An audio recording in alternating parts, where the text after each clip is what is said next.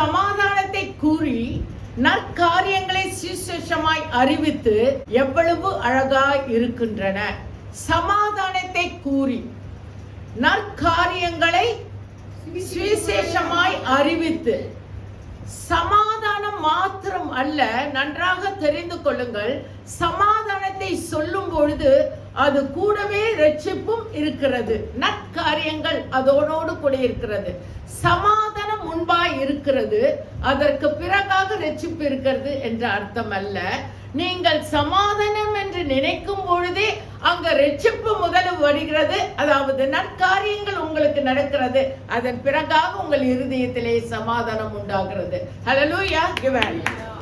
ஏனென்றால் சமாதானத்தை கூறி நற்காரியங்களை சுவிசேஷம். பாருங்க, நான் உங்களிடத்தில் வந்து ஒரு சமாதானத்தை நான் சொல்ல வேண்டும் என்றால் எனக்குள்ளே அதை குறித்ததான ரட்சிப்பு இருக்க வேண்டும். Is it not? அப்படிதானே? நான் ருசி பார்த்த ஒரு ரட்சிப்பை குறித்து நான் உங்களிடம் பகிர்ந்து கொள்ளும் பொழுது அது எது எனக்கு சமாதானமாய் இருக்கிறது. அந்த சமாதானத்தை குறித்து நற்கிரியைகளை குறித்து நற்செய்தியாய் நான் உங்களிடத்தில் தெய்வ சமூகத்திலே அல்லது மற்றவன் இடத்தில் நான் பகிர்ந்து கொள்கிறேன். ஹல்லேலூயா, ஹல்லேலூயா. சோ அவர் சொன்னார், யார் சொன்னார்? இயேசு சொன்னார், நான் உங்களுக்கு சமாதானத்தை விட்டு செல்கிறேன் என்று. ஹல்லேலூயா. அப்படிதானே சொன்னாரு? அப்படிதானேங்க சொன்னாங்க. அப்போ அந்த சமாதானத்துக்குள்ள நாம் காணப்படுகிறோமா? அந்த சமாதானம்னா என்னங்க? அந்த சமாதானம்னா என்ன?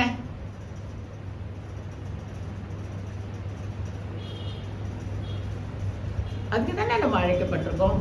அப்ப சமாதானம்னா என்ன? அது குறிச்சு உங்களுக்கு தெரியலன்னா அப்புறம் அந்த சுவிசேஷமே வேஸ்ட் ஆச்சு, அந்த சல்வேஷனே வேஸ்ட் ஆச்சு, அந்த ரட்சிப்பே உங்களுக்கு ஒண்ணுமே தெரியாதுன்னு அர்த்தம். சமாதானம்னா என்ன? நம்ம ரட்சிப்பு அடைந்திருக்கிறோம், நான் ரட்சிக்கப்பட்டிருக்கிறேன் என்று நான் இங்கு வந்து கூடியிருக்கிறேன். அப்ப சமாதானம்னா என்ன? அப்போ சமாதானம் எப்படி வருகிறது என்றால், முதலாவதாக நான் கேட்ட அந்த நற்காரியங்களின் சுவிசேஷம் தான் எனக்கு முன்பாக சமாதானமாய் வந்திருக்கிறது. சமாதானம் அடைந்த பிறகுதான் நமக்கு நற்காரியங்கள் வருகிறது என்றல்ல, எனக்கு நற்காரியங்கள் வந்த பிறகுதான் நான் சமாதானம் அடைந்திருக்கிறேன். இதை மட்டும் நல்லா தெரிஞ்சுக்கணும். நீங்க நினைக்க கூடாது எனக்கு இனிமேல் தான் சமாதானம் வரப்போகுது. நோ,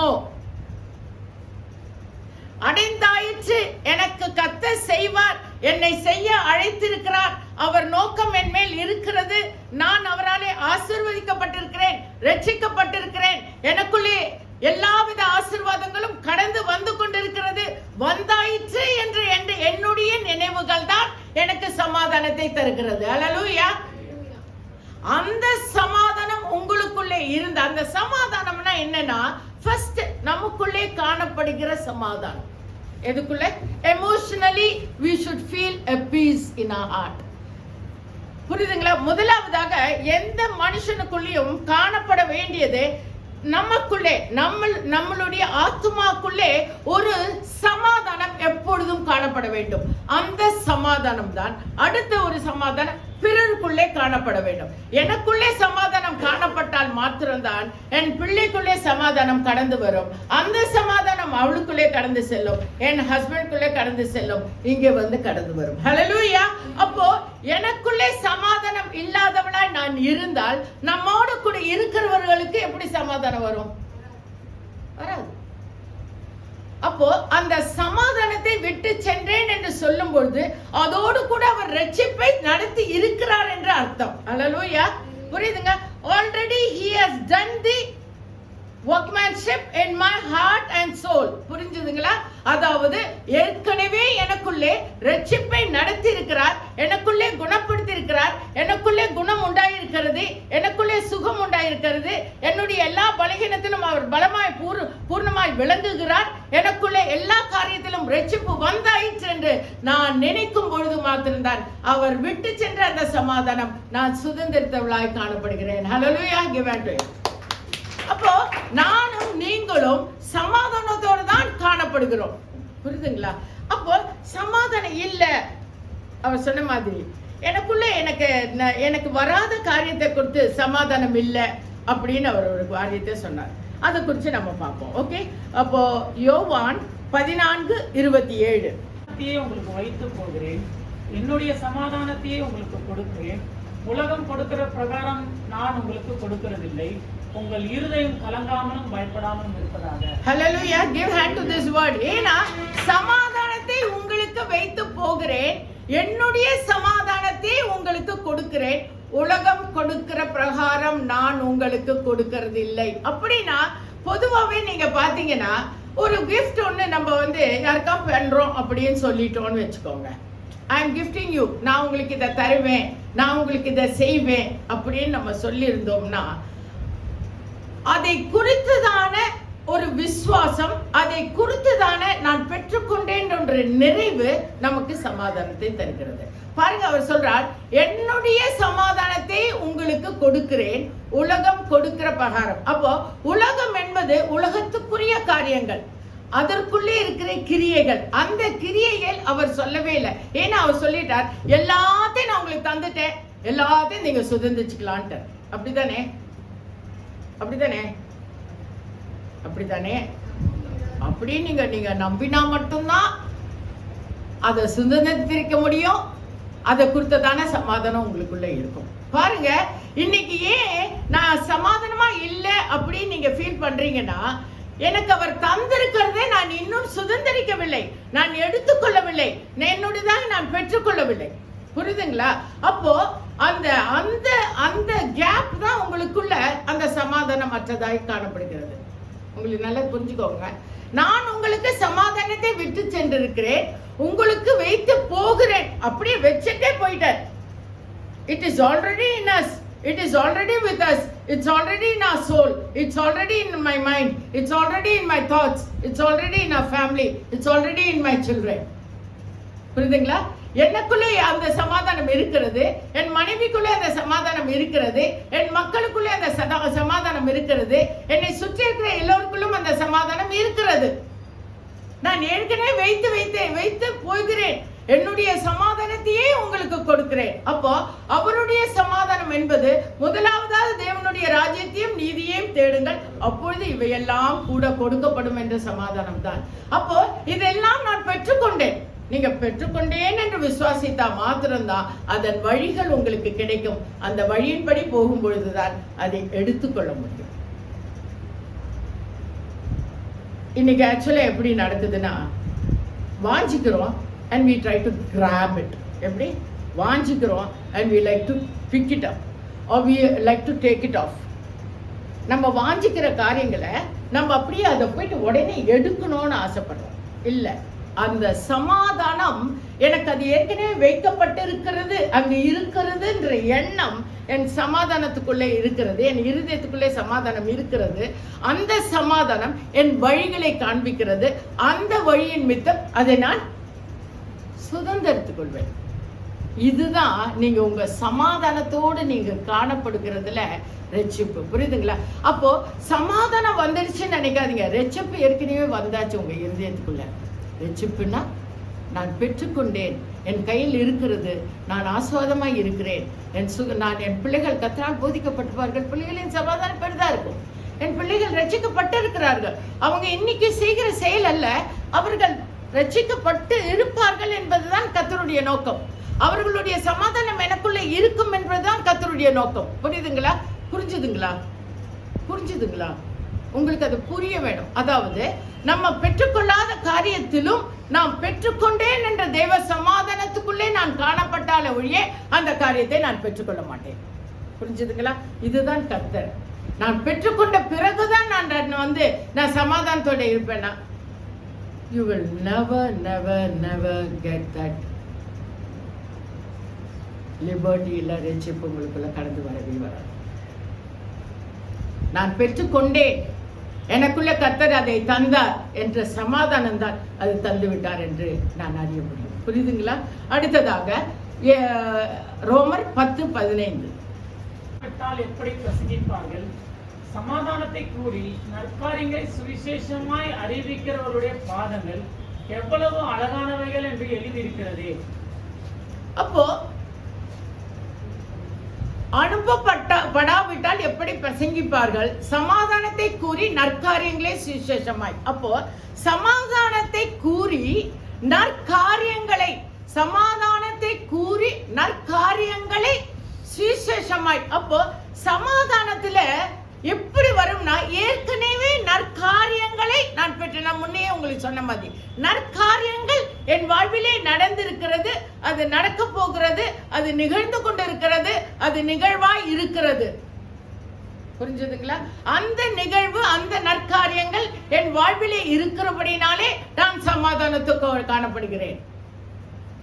இது அறிவிக்கருடைய பாதங்கள் எவ்வளவு அழகா இருக்கிறது என்றால், அது எங்கெல்லாம் போய் சொல்லப்படுகிறதோ அந்த இடமெல்லாம் சமாதானமாய் காணப்படுகிறது. இந்த சுவிசேஷம் எங்கெல்லாம் பிரசங்கிக்கப்படுகிறதோ, எந்த உள்ளத்திலெல்லாம் வருகிறதோ, அந்த உள்ளத்தின் இருக்கிற எல்லா உள்ளங்களும், சொல்லப்படுகிற உள்ளமும், சொல்லுகிற உள்ளமும், கேட்கிற உள்ளமும் சமாதானத்தோடு காணப்படுகிறது. புரியுதுங்களா? புரியுதுங்களா? அப்போ அவர் சமாதானம் அல்ல, அதற்கு முன்பாக அவர் ரட்சிப்பை நமக்கு தந்திருக்கிறார். அதனாலே நான் சமாதானம் அடைந்தேன். இந்த கான்செப்டே இதுதான். நான் சமாதானத்தை விட்டு சென்றேன், வைத்து போகிறேன் அப்படின்னா, அவர் ஏற்கனவே எனக்கு வேண்டிய எல்லாவற்றையும், எல்லா சுதந்திரத்தையும் எனக்கு தந்து எனக்குள்ளே சமாதானத்தையும் வைத்து போகிறார். இந்த நினைவோடு இன்னைக்கு நீங்க வெளியே போனீங்கன்னு வச்சுக்கோங்களேன், உங்களுக்குள்ள அதிசயங்களும் அற்புதங்களும் நீங்க வாழ்க்கையில பார்க்கலாம். உங்க வாழ்க்கையில நீங்க அதிசயத்தையும் அற்புதத்தையும் பார்க்க வேணும், அதை ருசி பார்க்க வேணும்னா, நான் பெற்றுக்கொண்டேன், எனக்குள்ள சமாதானம் இருக்கிறது, எல்லாம் it is going to come for me, it is on my way, it is in me, it is with us அப்படின்ற நினைவு தான் அந்த சமாதானம். உங்களுக்கு வந்தப்புறம் உங்களுக்கு சமாதானம் இல்லை, ஏற்கனவே வந்துடுச்சு, அது உங்கள் கண்கள், உங்கள் வாழ்விலே நீங்கள் ருசி பார்க்கவில்லை என்று அர்த்தம். அந்த சமாதானம் அதனாலே நீங்கள் சுதந்திரிக்கவில்லை. அப்போ சமாதானத்தை கண்ட இருவரை குறித்து நான் பேச போகிறேன். அதாவது இந்த சமாதானத்தை நான் கண்டேன், எனக்கு சமாதானம் வந்தாயிற்று, நான் ரட்சிக்கப்பட்டு, அவங்க ஏற்கனவே அவங்களுக்கு எல்லாமே தெரியும், ஆனா சமாதானம் எனக்கு உள்ள இருதயத்துல வர வேணும் அப்படின்னு காத்திருக்கிற 2 பேரை கொடுத்து, லூக்கா 2:25-32, 25ல இருந்து 32 வரைக்கும் வாசிங்க. அப்பொழுது சிமியோன் என்னும் பெயர் கொண்ட ஒரு மனுஷன் எருசலேமில் இருந்தான். அவன் நீதியும் தேவ பக்தியும் உள்ளவனாயும் இஸ்ரவேலின் ஆறுதல் வர காத்திருக்கிறவனுமாய் இருந்தான். அவன் மேல் பரிசுத்த ஆவி இருந்தார். கர்த்தருடைய கிறிஸ்துவை நீ காணும் முன்னே மரணம் அடைய மாட்டாய் என்று பரிசுத்த ஆவியினாலே அவனுக்கு அறிவிக்கப்பட்டதும் இருந்தது. அவன் ஆவியின் ஏவுதலினால் தேவாலயத்தை வந்திருந்தான். இயேசு என்னும் பிள்ளைக்காக நியாயப்பிரமாண முறைமையின்படி செய்வதற்கு தாய் தகப்பன்மார் அவனை உள்ளே கொண்டு வருகையில் அவன் அவரை தன் கையில் ஏந்தி கொண்டு தேவனை சோதரித்து, ஆண்டவரே, உமது வார்த்தையின்படி உமது அடியேனை இப்பொழுது சமாதானத்தோடு போக விடுகிறேன். புறஜாதிகளுக்கு பிரகாசிக்கிற ஒளியாகவும் உம்முடைய ஜனமாகிய இஸ்ரவேலுக்கு மகிமையாகவும் தேவரின் சகல ஜனங்களுக்கும் முன்பாக ஆயத்தம் பண்ணின உம்முடைய இரட்சணியத்தை என் கண்கள் கண்டது என்றான். ஹல்லேலூயா. பாருங்க, அவர் எதுக்காக காத்திருக்கிறார்? சிமியோன் என்னும் பெயர் கொண்ட ஒரு மனுஷன் எருசலேமில் இருந்தான். அவன் நீதியும் தேவ பக்தியும் உள்ளவனாயும் இஸ்ரவேலின் ஆறுதலுக்காய் காத்திருந்தவனாயும் இருந்தான்.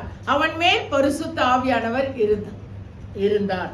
அப்போ அவன் எதற்காக காத்திருக்கிறான்? நீதியும் தேவ பக்தி உள்ளவனாய் இஸ்ரவேலின் ஆறுதலுக்காய் காத்திருக்கிறான். ஆறுதல் என்றால் சமாதானத்துக்காய் காத்திருக்கிறான்.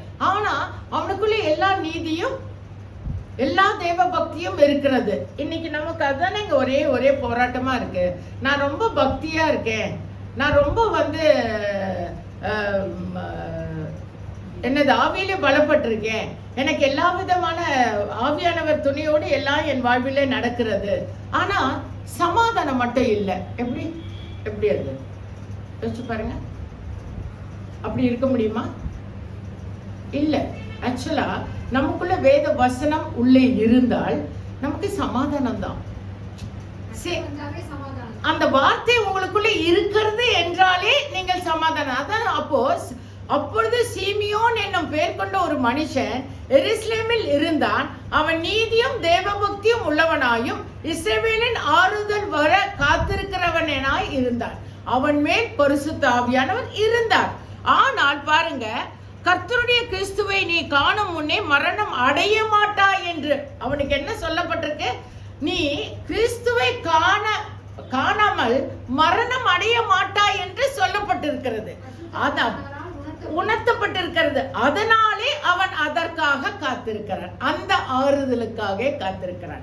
என் தேவ ஜனமே, நமக்கு சொல்லப்பட்டிருக்கிற காரியங்களுக்காக நமக்குள்ளே ஆறுதல் இருக்க வேண்டும். இதுல இருந்து என்ன கற்றுக்கொள்ள வேண்டும்னா, நம்மளுடைய காலம் வரும் வரை அந்த ஆறுதலிலே, அந்த சமாதானத்திலே நாம் காணப்படுகிறவர்களாய் இருக்க வேண்டும். புரிஞ்சுதுங்களா? அந்த சமாதானம் நமக்குள்ளே ஏற்கனவே இருக்க வேண்டும். அந்த ஆறுதலுக்குள்ளே நாம் காணப்பட வேண்டும். கர்த்தருடைய கிறிஸ்துவை நீ காணும் முன்னே மரணம் அடைய மாட்டாய் என்று பரிசுத்த ஆவியினாலே அவனுக்கு அறிவிக்கப்பட்டு இருந்தது. அவன் ஆவியின் ஏவுதல் தேவாலயத்தில் வந்திருந்தான். இயேசு என்னும் பிள்ளைக்காக நியாயப்பிரமாணத்தின் முறையின்படி செய்வதற்கு தாய் தகப்பனார் அவனை உள்ளே கொண்டு வருகையில் அவன் அவரை தன் கையில் ஏந்தி கொண்டு தேவனை சோத்தரித்து, ஆண்டவரே, உமது வார்த்தையின் படி உமது அடியனை இப்பொழுது சமாதானத்தோட போக விடுகிறீர். அந்த எதை போக விடுகிறார்? எதற்காக? சமாதானத்தோட. he wants to die with the peace. அவர் தான் தாக்கு பிடித்துட்டு இருக்கிறது, அதாவது அவர் மரணத்துக்காய் காத்திருக்கிற அவர் சமாதானத்தை கண்டு அவர் மரணம் அடைய வேண்டும் என்றது அவருடைய விருப்பமாய் இருக்கிறது. ஆனால் நன்றாக தெரிந்து கொள்ளுங்கள், அவருக்குள்ளே ஏற்கனவே ரட்சிப்பு இருக்கிறது, அவருக்குள்ளே பரிசுத்த ஆவியானவர் இருக்கிறார். ஆனால் அவர் உணரவில்லை, நான் சமாதானத்தோடு தான் காணப்படுகிறேன் என்று உணராமல் அவருடைய செயல் எங்க இருக்கிறதுனா, அந்த கிரியையிலே இருக்கிறது. நான் உன்னை கண்ட பிறகுதான் நான் மரிப்பேன். புரியுதுங்களா? அந்த இரட்சகர் எனக்கு வந்து நான் அவரை கண்ட பிறகுதான் நான் மரிப்பேன் என்ற அந்த உணர்வு அவருக்குள்ளே இருக்கிறது. ஆனால் ஆண்டவர் சொல்லுகிறார் நமக்கு, இல்ல, நீங்க ரட்சிக்கப்பட்டிருக்கிறீர்கள், அதனாலே உங்களுக்கு சமாதானம் இருக்கிறது. புரியுதுங்களா? அப்ப சீமியோன் இந்த இடத்துல எப்படின்னா, தான் மரணம் காணும் முன்னே சமாதானத்தை காண வேண்டும் என்று விரும்புகிறார். புரிஞ்சுதா உங்களுக்கு? அவன் ரட்சணையை கண்டுவிட்டான். பாருங்க, அவனுக்குள்ளே ரட்சிப்பையும் அவன் கண்டுவிட்டான். சீமியோன் அந்த இடத்துல ரட்சிப்பை, நான் உங்களுக்கு முதல்ல சொன்ன மாதிரி, ஏற்கனவே ரட்சிப்பு நமக்குள்ளே இருக்கிறது என்ற எண்ணம் தான் சமாதானம். ஆனால் இவன் ஏற்கனவே அந்த ரட்சிப்பை கண்டுவிட்டான், அவனுக்குள்ளே ரட்சிப்பு இருக்கிறது, ஆவியிலே உணர்த்தப்படுகிறான். எல்லாம் நடந்தும் அவன் எதற்காய் காத்திருக்கிறான்? நான் உங்களுக்கு சொன்னேனே, பீஸ் 3 விதமா இருக்கிறது. ஒன்று, என்னென்ன விதமா இருக்கிறது? நமக்குள்ளே காணப்படுகிற ஒரு ஆண்டவரோடு காணப்படுகிற சமாதானம். இரண்டாவது, மற்றவர்களோடு காணப்படுகிற சமாதானம். எனக்குள்ளே காணப்படுகிற சமாதானம். அப்போ இந்த இடத்துல சீமோனுக்கு காணப்படாத காரியம் அவனுக்குள்ளே இல்லாத ஒரு சமாதானம். வசப்பட்டு அவனுக்கு நான் இன்னும் என் தேவனை காணவில்லை என்று நினைக்கிற அந்த எண்ணம் அவன் அந்த தேவனை கண்ட பிறகு வருகிறது. புரியுதுங்களா? So we are caught into three types of peace. Peace with God, peace with others, and emotionally peace. புரிஞ்சுதுங்களா? So எந்த இடத்துல நமக்கு ரட்சிப்பு வர வேண்டும்? Emotionally we have to be blessed with peace. இன்றைய காலகட்டத்தில் நீங்க பாத்தீங்கன்னா, உணர்ச்சி வசப்படுகிற உணர்வுக்குள்ளே நாம் சமாதானத்தை காணப்பட வேண்டும். நமக்கும் கர்த்தருக்கும் சமாதானம் இருக்கு, நமக்கும் மற்றவங்களுக்கும் சமாதானம் இருக்கு. ஆனா நமக்குள்ளே சமாதானம் இல்லாதவர்களாய் நாம் காணப்படுகிறோம். புரியுங்க? இதுதான் சீமியோன் நூலுக்குள்ளே காணப்பட்டது. அடுத்தது லூக்கா 2:36-38. 2 பேரை வாசிக்கலாம்னு நினைச்சோம். இந்த 2 பேர்ல இவங்க ஒருத்தர். ரெண்டாவது 36 அண்ணால குத்து. அண்ணா குத்து.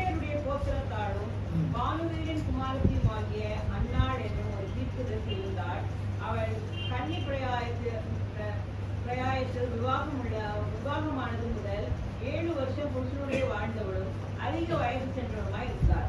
ஏறக்குறைய 84 வயதுள்ள அந்த விதவை தேவாலயத்தை விட்டு நீங்காமல் இரவும் பகலும் உபவாசித்து ஜெபம் பண்ணி ஆராதனை செய்து கொண்டிருந்தார். அவளும் அந்நேரத்திலே வந்து நின்று கர்த்தரை புகழ்ந்து எருசலேமிலே மீட்புண்டாக காத்திருந்த யாவருக்கும் அவரை குறித்து பேசினார். அவளும் அந்த நேரத்திலே வந்து நின்று கர்த்தரை புகழ்ந்து எருசலேமே மீட்புண்டாக காத்திருக்கிற யாவருக்கும் அவரை குறித்து பேசினாள். அந்த இடத்திலே அவள் காத்திருக்கிறாள். அவளும் அந்த நேரத்திலே வந்து நின்று கர்த்தரை புகழ்ந்து எருசலேமிலே மீட்புண்டாக காத்திருந்த யாவருக்கும் அவரை குறித்து. அப்போ அந்த இடத்திலே ரட்சிப்பு உண்டாயிற்று. நல்லா பார்த்துக்கோங்க. அவளுக்கு உள்ளே பரிசுத்த ஆவியானவர் இருக்கார். அவள் விவாகம் செய்தவளா இருக்கிறாள். பிறகு பார்த்தா அவள் விதவையாய் காணப்படுகிறாள். அவள் வயது சென்று 84 வயது உள்ளவளாய் காணப்படும். அப்போ it's a big journey which she has been in the church of God. அப்போ அவள் நீண்ட காலம் கர்த்தருக்கென்று அவள் அந்த ஆலயத்திலே காத்திருக்கிறாள். ஆனா அவள் அறியவில்லை அவளுக்குள்ளே சமாதானம் இருக்கிறது என்று. ஆனால் கண்ட பிறகுதான் சமாதானம் அடைவேன் என்று காத்திருக்கிறாள். அப்போ நம்ம இந்த ரெண்டு விதத்துல நம்ம எங்க இருக்கிறோம்? எமோஷனலா ஆண்டவருக்காக காத்திருக்கிறோமா, இல்ல கண்ட பிறகு நாம் ரட்சிப்பு வருமா? இந்த ரெண்டு வகையான ரட்சிப்பை குறித்து நம்ம பார்த்தோம். இதுல எதுல நம்ம இருக்கோம்?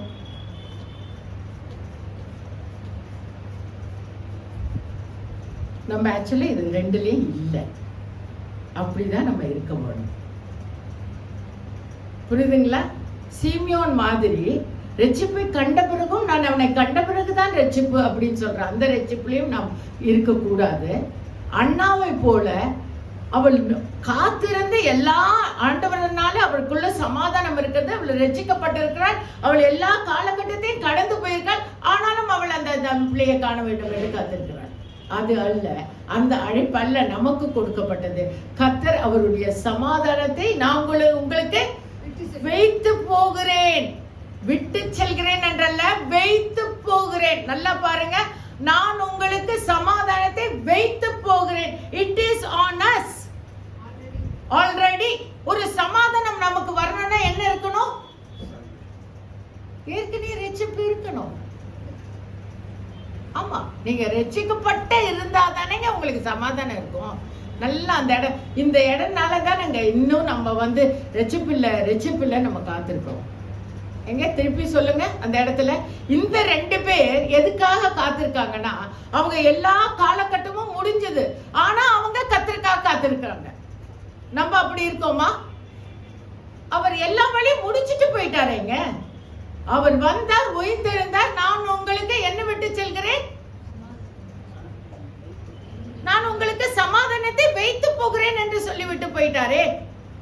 ஆனா சீமியோனும் அண்ணாவும் அப்படி அல்ல. அவர்கள் கண்டார்கள், ஆனால் அவர் வைத்து வைத்திருக்கிற சமாதானம் இன்னும் வரவில்லை என்று காத்திருக்கிறார்கள். ஆவியில நம்ம அப்படி இருக்கிறோமா? இல்ல. அவர் ஏற்கனவே எனக்கு சமாதானத்தை வைத்து வைத்திருக்கிறார். அப்படி என்றால் எனக்கு ஏற்கனவே ரட்சிப்பு என் இருதயத்திலே ஆயிற்று, என் உள்ளத்திலே ஆயிற்று, எனக்குள்ளே ரட்சிப்பு இருக்கிறது. அப்படிதானேங்க? ஐயோ, தயவு செஞ்சு புரிஞ்சுக்கோங்களே, நமக்குள்ள ரட்சிப்பு வந்தாயிற்று. புரிஞ்சுதுங்களா? இனிமேல் தான் நான் ஆசீர்வாதமா இருக்க போறேன். இனிமேல் தான் எனக்கு பணம் வரும். இனிமேல் தான் எனக்கு வீடு வரும். இனிமேல் தான் என் பசங்க போதிக்கப்பட போறாங்க. இனிமேல் தான் எனக்கு இதெல்லாம் வரப்போகுதுன்னு இல்லைங்க. It's all done in your life. It is already finished work in your life. Only thing you have to believe it and get it in your life. புரிஞ்சுதுங்களா? இது எல்லாமே உங்களை சூழ்ந்து நடந்தாயிற்று. எனக்கு சமாதானத்தை விட்டு சென்றிருக்கிறார். நான் சமாதானத்திலே இருக்கேன். எனக்கு எப்ப சமாதானம்? நீங்க சொல்லுங்க. உங்க பையன் எக்ஸாம் எழுதுறான். அவன் என்ன ரேங்க் வாங்கணும்னு ஆசைப்படுறீங்க? ஃபர்ஸ்ட் ரேங்க் வாங்கணும்னு ஆசை. ஃபர்ஸ்ட் ரேங்க் வாங்கறதுக்கு முன்னாடி நீங்க எப்படி இருப்பீங்க?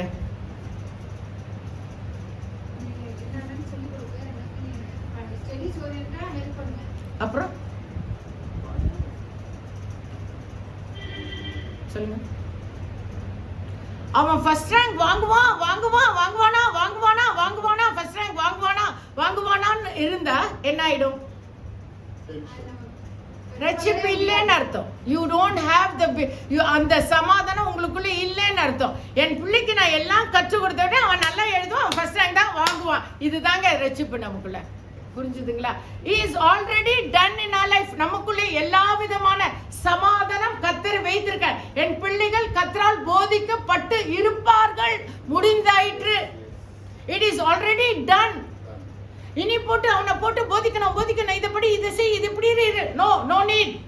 அவர்கள் போதிக்கப்பட்டிருப்பார்கள். புரிஞ்சுதுங்களா? எனக்கு அவர் எல்லாத்தையும் வைத்து விட்டு போயிருக்கிறார். அந்த சமாதானம் தாங்க உங்களை எல்லாத்தையும் சுதந்திரிக்க வைக்கும். நீங்க சமாதானம் அடையாம you cannot reach the destination. நல்லா புரிஞ்சுக்கோங்க. இது ரொம்ப இம்பார்ட்டன்டான பாயிண்ட். நீங்க போக வேண்டிய ஸ்தானத்திலே எனக்கு கர்த்தர் வைத்திருக்கிறார். நான் அந்த இடத்திலே ஸ்தானத்திலே தான் இருக்கிறேன். நான் இப்பொழுது சுதந்திரித்து விட்டேன் என்ற எண்ணம் தான் நீங்க அந்த ஸ்தானத்துக்கு போக முடியும். புரிஞ்சுதுங்களா?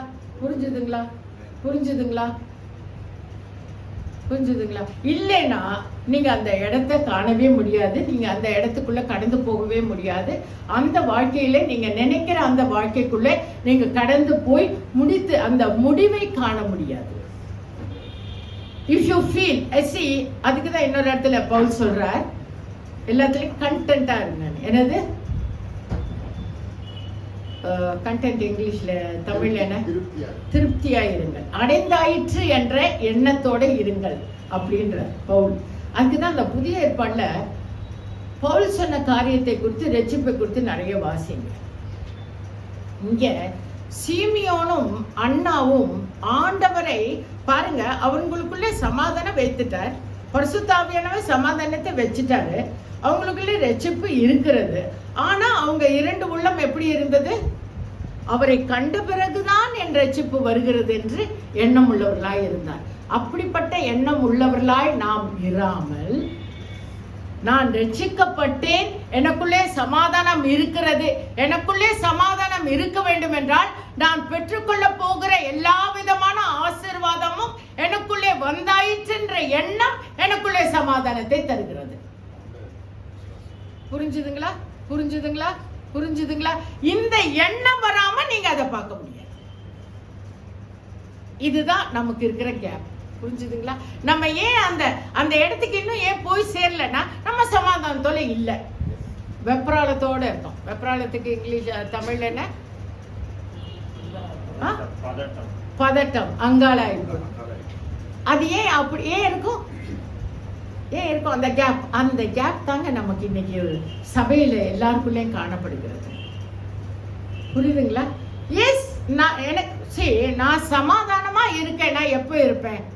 எனக்குள்ளே எல்லா விதமான ஆசீர்வாதமும், நான் ஆசீர்வதிக்கப்பட்டிருக்கிறேன், எனக்குள்ளே எல்லா ஆசீர்வாதமும் இருக்கிறது என்ற அந்த எண்ணம், அல்லது நான் பெற்றுக்கொண்டேன் என்ற தீர்வு, அல்லது அந்த முடிவு என்னை சமாதானமாய் வைக்கிறது. அப்பனா நான் உங்களுக்கு சமாதானத்தை வைத்து விட்டு போகிறேன் என்று சொன்ன அந்த சமாதானம் எங்க இருக்கிறது? ஓகே, நான் எனக்கு எல்லாமே பெற்றுக்கொள்ளல, இனிமேல் தான் வர, எனக்கு அவர் சொன்னார் பாருங்க, I am just waiting for some of the things அப்படின்னு சொன்ன மாதிரி. அப்ப எப்படி சமாதானம் இருக்கும்? புரியுதுங்களா?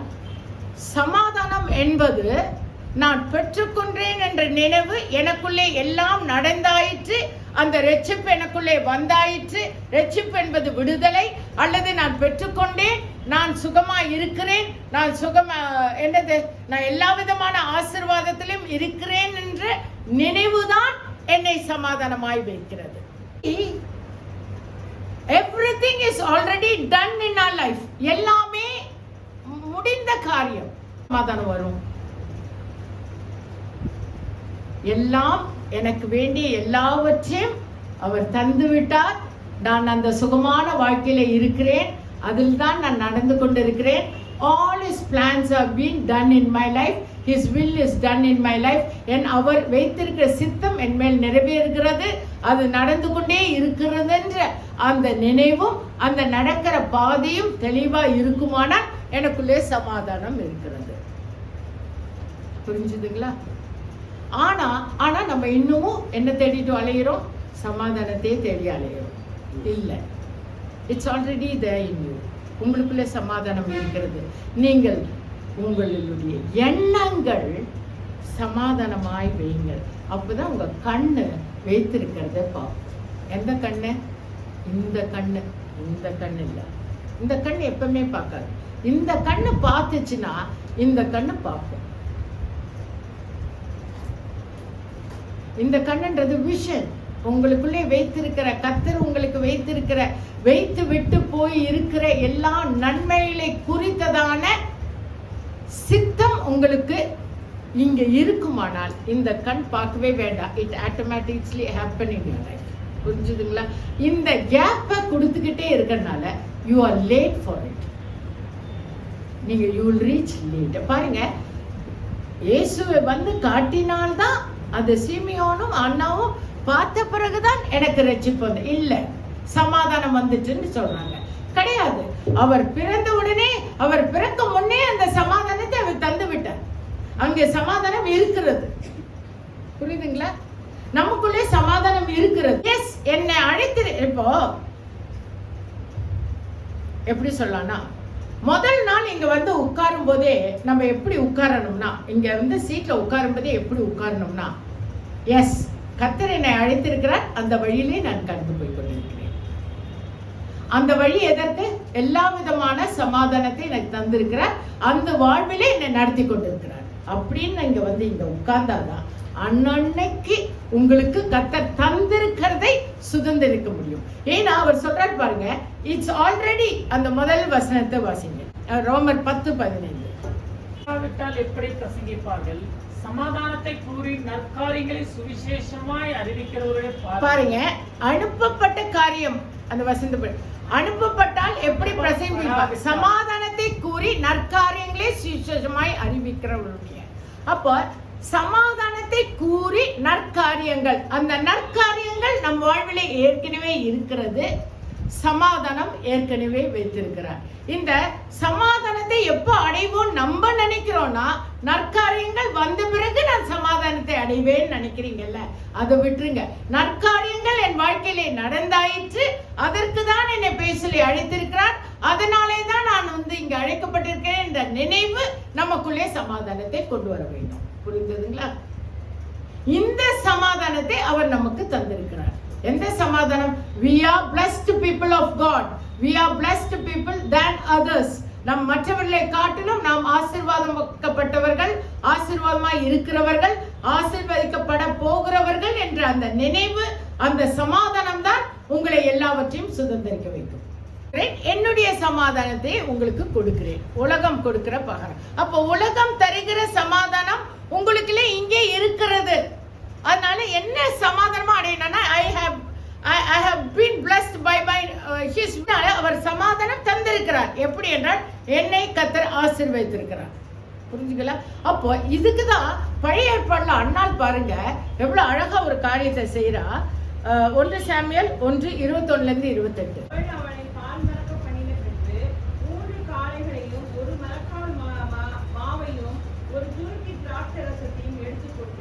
அவனையும் கூட்டிக் கொண்டு சீலோவில் இருக்கிற கர்த்தருடைய ஆலயத்துக்கு போனாள்.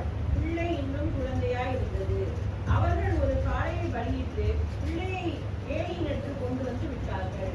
அப்பொழுது அவர், என் ஆண்டவனே, இங்கே உம்மண்டையிலே நின்று கர்த்தரை நோக்கி விண்ணப்பம் பண்ணியிருக்கிறேன் நான் என்று என் ஆண்டவனாகிய உம்முடைய ஜீவனை கொண்டு சொல்லுகிறேன். இந்த பிள்ளைக்காக விண்ணப்பம் பண்ணினேன். நான் கர்த்தரிடத்தில் கேட்ட என் விண்ணப்பத்தின்படி எனக்கு கட்டளையிட்டார். ஆகையால் அவன் கர்த்தருக்கு என்று கேட்கப்பட்டபடியினால் அவன் உயிரோடு இருக்கும் சகல நாளும் அவனை கர்த்தருக்கே ஒப்புக் கொடுக்கிறேன் என்றார். நம்ம இந்த பழைய நியாயப்பிரமாணத்தின்படி இல்ல. ஆனா நியாயப்பிரமாணத்துல அண்ணால் பாருங்க ஒரு பொருந்தனை எடுக்கிறாள். தனக்கு பிள்ளை வேண்டும் என்று அந்த பிள்ளை பெற்றனால அவர் ஆசீர்வதிக்கப்பட்ட பொழுது அந்த பிள்ளையை கொண்டு வந்து கோவிலே விடுகிறார். எல்லாவித நன்மையினாலும் அங்கே அநேக பொருட்களாலும் ஆசீர்வாதமான காரியங்களையும் வைத்து அவள் அந்த பிள்ளையை அங்கே விடுகிறாள். ஆனா அந்த காலகட்டத்தில் நம்ம இங்கே இல்லவே இல்லை. It's already done. நமக்கு கர்த்தருக்கு ஒரு பங்கை கொடுக்க வேணும். நம்ம கர்த்தர் இப்படி செய்தா நமக்கு நன்மை செய்ய, அவருக்கு போய் இதை செய்வோம், கர்த்தருக்கு ஏதாவது ஒன்று செய்வோம் இப்படின்ற அந்த காலகட்டம் நியாயப்பிரமாணத்தில் இருந்தது போல இந்த காலகட்டத்தில் இல்லை. கர்த்தர் நமக்கு எப்படி சமாதானத்தை தந்திருக்கிறார் என்றால், நமக்கு எல்லாவற்றையும் அவர் தந்திருக்கிறார் என்ற அந்த நினைவோடு நாம் சமாதானத்தோடு காணப்பட்டால் நாம் எல்லாவித ஆசீர்வாதத்தையும் சுதந்திரித்து அந்த வாழ்விலே வாழ்வோம். அதற்கு பிறகாக நம்ம கர்த்தருக்குன்னு பலி செலுத்துகிற அந்த காரியங்கள் நமக்குள்ள காணப்பட வேண்டிய அவசியம் இல்லை. பாருங்க, அன்னாள் ஏன் இதை செய்தாள் என்றால், அந்த தேவனை அவர் மறக்கவில்லை, நான் அவரை பயந்திருக்கிறேன். அங்க போய் அவர் முணுமுணுத்து அவ தேவ சமூகத்துல சொல்லும் பொழுது அவர் சொல்லுகிறார், ஏன் ஆண்டவரை இதமே பேசுற அப்படின்னு அந்த ஊழியக்காரன் கேட்கிறான். அல்ல ஆண்டவரே, நான் எல்லாவற்றையும் என் இருதயத்துல இருக்கிறத ஊற்றுகிறேன்னு சொன்னான். சொல்லிட்டு அவர் பிள்ளை பெற்றால், இல்லை நீ வேண்டினதுபடி நடக்கும் சொல்ல அவர் பிள்ளை பெற்றனால ஆசீர்வதிக்கப்படுகிறார். அவர் மீண்டுமாய் தேவ சமூகத்துல தன் பிள்ளையை ஒப்பு கொடுக்கிறார். ஆனா நம்ம இதை அவருக்காக காத்திருக்கிற, அவருக்கு பயந்திருக்கிற ஜனமாய் இருக்கிற நம்ம எப்பவுமே சமாதானத்தோட இருக்கிறோம் என்ற நினைவுதான் கிரியைனால செய்ய வேண்டிய அவசியமே இல்லை. நான் உங்களுக்கு திருப்பி சொல்றேன், கிரியைனால நீங்க செய்ய வேண்டிய அவசியமே கிடையாது. நான் ரட்சிக்கப்பட்டிருக்கிறேன், நான் நினைக்கிறது எல்லாம் எனக்கு நடந்தாயிற்றுன்ற எண்ணம் உங்களுக்கு சமாதானத்தை வைத்திருக்கிறது. இந்த சமாதானம் தான் உங்களுக்குள்ளே சந்தோஷமும் மகிழ்ச்சியும் உண்மையும் உத்தமமும் எல்லாவற்றையும் ஊற்றும். இந்த சந்தோஷம், இந்த சமாதானம், புரியுதுங்களா? இந்த சமாதானம் இல்லாததனால தான் we are against everything. Do you understand? We are against everything. Whatever happens, we are against it. அதுவே எனக்கு சமாதானம் இருக்கிறது. எப்படி இருக்கிறது? I am called by name of God and blessed by the name of God. Very simple. புரிஞ்சுதுங்களா? நான் கர்த்தரால அழைக்கப்பட்டிருக்கிறேன். நான் என்னை பேச சொல்லி அழைத்தார். அவர் எல்லாவற்றையும் எனக்கு வைத்து போயிருக்கிறார். அதுல விசேஷமாய் சமாதானம். அந்த சமாதானம் எப்படி வரும் என்றால், இந்த உலகத்தில் உள்ள எல்லா விதமான ஆசீர்வாதமும் எனக்குள்ளே இருக்கிறது. நான் பலி செலுத்த வேண்டும், நான் அதை செய்ய வேண்டும், நான் இதை செய்ய வேண்டும் என்று சஞ்சலமும் வேதனையும் இல்லாத ஒரு சமாதானம் தான் அவர் நமக்குள்ளே தந்திருக்கிறார். புரியுதுங்களா? There is no guilty in our peace. அதாவது we should not feel guilty in our peace. புரிஞ்சுதுங்களா? நான் சொல்றது உங்களுக்கு புரிஞ்சுதுங்களா? அதாவது நான் எப்பொழுதும் சமாதானம், அந்த ஏன் நமக்கு சமாதானம் காண முடியலைன்னா, we feel நமக்குள்ளே எப்பொழுதும் சஞ்சலமும் தவிப்பும் அல்லது ஏதோ ஒரு விதமான எமோஷனல் ஃபீல் இருக்கிறனால தான் நமக்கு சமாதானமா இருக்க முடியல. ஆனா கர்த்தர் சொல்கிறார், நான் உங்களுக்கு சமாதானத்தை வைத்து போயிருக்கிறேன். அந்த சமாதானத்திலே எல்லாமே நான் ஏற்கனவே அந்த ரட்சிப்பு நற்கிரியைகளையும் நான் நடத்தி இருக்கிறேன் என்று சொல்கிறார். புரிஞ்சுதுங்களா? அந்த சமாதானத்தோடு நாம் காணப்பட வேண்டும். என்னுடைய அழைப்பு படி என்னை அழைத்திருக்கிறார், என் அழைப்பின்படி என்னை ஆசீர்வதித்திருக்கிறார், என் அழைப்பின்படி அவர் என்னை நடத்துகிறார், அவர் நற்கிரியைகளை எனக்குள்ளே நடத்தி இருக்கிறார் என்ற எண்ணம் என்னை சமாதானத்தோடு வாழ வைக்கிறது. அந்த சமாதானம் தான் என்னை எப்பொழுதும் சுகமாய் வைத்திருக்கிறது என்ற எண்ணத்தோடு நீங்கள் வாழ்வீர்களானால் தேவன் மேல் உள்ள பற்றுதல் ஒரு நாளும் நீங்காது. கர்த்தர் நம்மளை விட்டு நீங்கவும் மாட்டார். கர்த்தர் உங்களை ஒவ்வொருத்தரும் பேசுகிறார்.